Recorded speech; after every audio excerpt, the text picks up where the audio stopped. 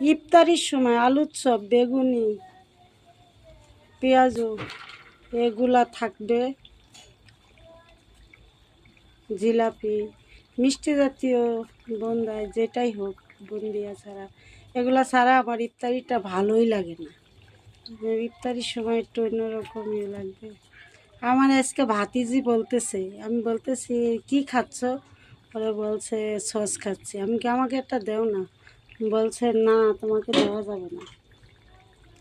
আগে তুমি যদি আমাকে না দাও তা আমিও তোমাকে কিচ্ছু দেব না। বলে না দিলে ও যে আমার সাথে একটু মানে ডাক দিলে কাছে আসে, বসে করে, এই জন্য বলছে তোমার কাছে আমি আর আসবো না। আমি বলছি না, তুমি যদি না আসো তাহলে আমি মরে যাব। তাই আসতেছে সব ছলফল। আচ্ছা, আলহামদুলিল্লাহ, আপনারা তো সবাই ভালো আছেন। আমি যে বেগুনি বানাচ্ছি দেখেন কত সুন্দরভাবে বেগুনি আমার হয়ে যাচ্ছে।